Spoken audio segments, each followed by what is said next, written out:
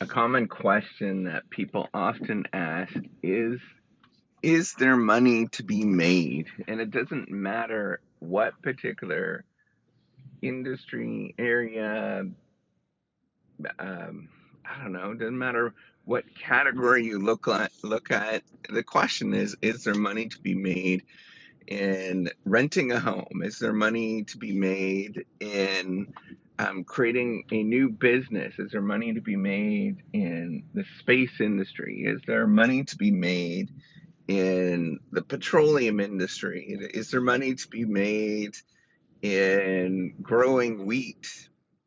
And it doesn't matter what particular paradigm that you look at, the answer is always, and I know that this is kind of painful to hear for some people, but I want to explain it. The answer is always yes. There is money to be made. And you might look at like the worst conditions, right? And people are like, that's a really dumb thing to get into. Um, you know, that there are very often things are underfunded. Very often people have tried that particular area and it just dies, it doesn't work out. All of those kind of things you might look at the sort of past experience, and people might infer from that particular thing that there's no money to be made in that particular area, right? Um, and and that is just not true. And why is that the case? Money is made, right? So at this moment, I'm talking about economic value. I'm not talking about money per se, but I'm talking about generating economic value. Generating, and it's really complicated. We don't have a good sense exactly what it is, but from my perspective, money is made, or creating economic value is by doing something that serves a particular need and figuring out a way that to organize in a certain way, right? And to figure out how to actually organize this thing. So a huge part of doing this is not necessarily whether that there's money in there at this moment, but getting people to believe that there's actually a case to do this thing, right? And I think about, um, you know, Elon Musk and going into, and I hate to use him, but he's a sort of an easy scenario, right? Like the two hardest industries that are just absolutely were stupid to go into, right? So the first one is the automotive industry. When he went into it, and it wasn't him, right? It wasn't him who actually started this thing, but the EV vehicle. There's actually a movie called Who Killed the Electric Car?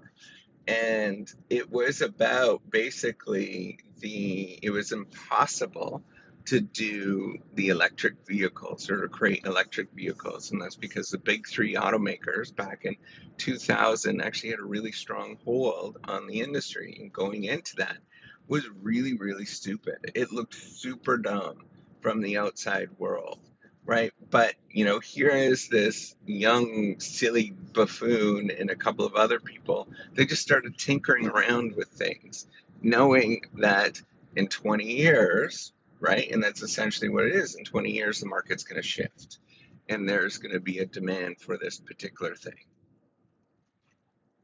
And the story is really easy to sort of see that.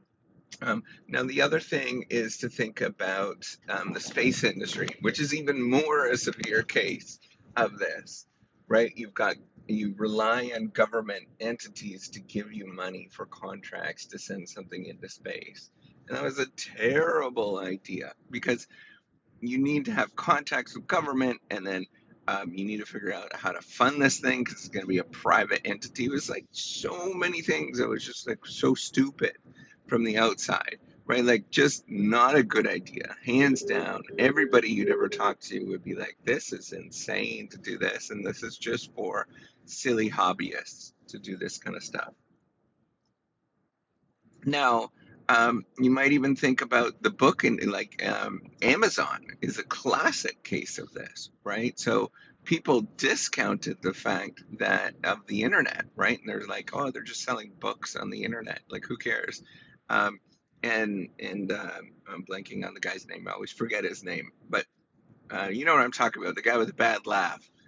Um, he took a look at this and said, hey, the book industry is growing like 30% on the internet. Like, let's get on this thing.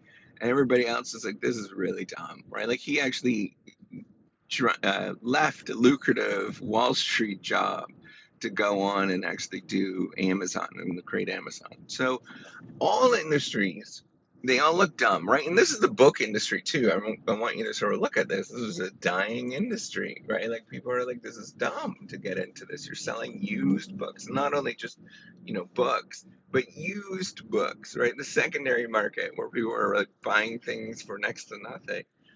Um, I want you to sort of look at any industry, right? And it doesn't matter what it is. And I think this is where I struggle with some of the old strategy stuff that we talked about many years ago. And I still teach about it, right? So Porter's Five Forces, things like that. Even the resource-based view is that it's such a static view of the world, and it gives people sort of this belief that things don't change, or it doesn't give anybody the freedom to say, screw it, I'm going to do this anyways, and I'm going to make this thing happen, right? Like, there is more to this than just looking at the industry and saying, well, that's a bad category, that's a bad one to go into.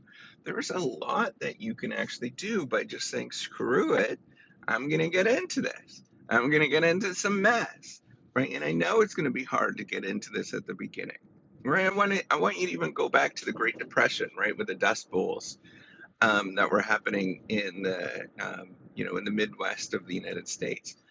Becoming a farmer in the Dust Bowl time was probably a terrible idea, but I guarantee some people actually tried to do that, and they figured out a way to survive, and they figured out a way to continue on. And I guarantee that there's probably some farms out there that are highly lucrative and successful today because of the fact that they were able to start in the Dust Bowl.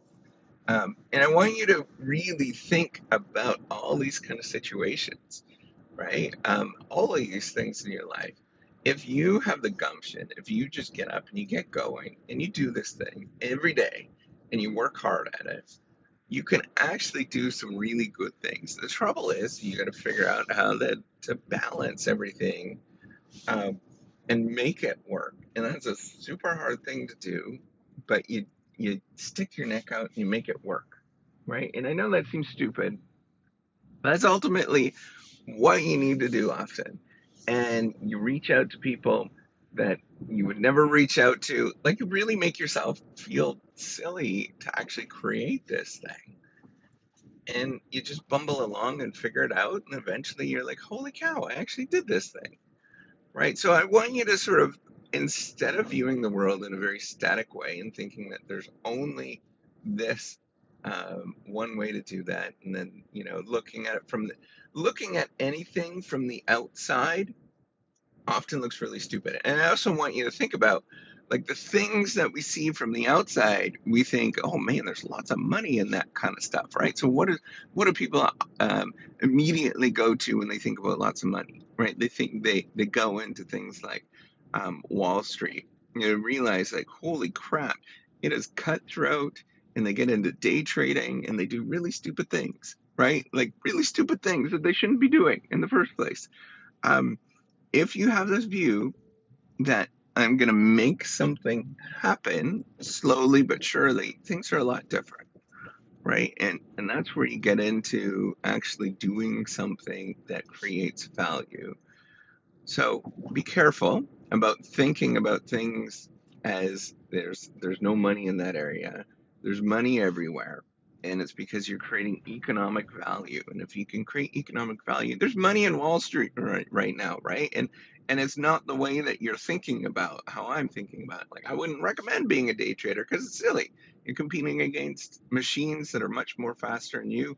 But if you create the machines for the machines, right? So if you think this really like tertiary market, right? So if you are looking at this and you're saying, hey, Morgan Stanley, for example, produces they need these machines to run the market.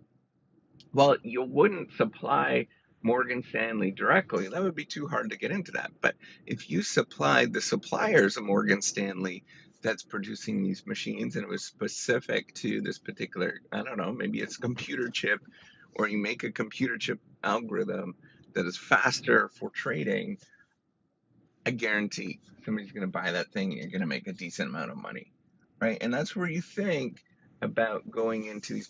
But I'm not, like, I'd say this so like lackadaisical, just make a computer chip, right? Does anybody know how hard it is to make a computer chip and to make an algorithm that actually works? It's bloody hard, right? And so that's where the economic value is actually created in those particular areas. And so even if I'm gonna stop soon, right? Even if you do that, right? You create this thing and you create this computer chip and it's a flop. You don't got a freaking clue what you're doing and the thing just dies out. If you worked on a computer chip for 3 years and you made a computer chip that half-ass worked but didn't work and didn't really work, but it was directed towards helping out Morgan Stanley, um, damn it, somebody's going to hire you in that industry because you know better than somebody else in that particular industry and you're going to do really well. Um, so I want you to stop thinking about, is there money to be made in these certain areas? There's money to be made everywhere. You just have to figure out how to actually do it and find the right combination to create economic value.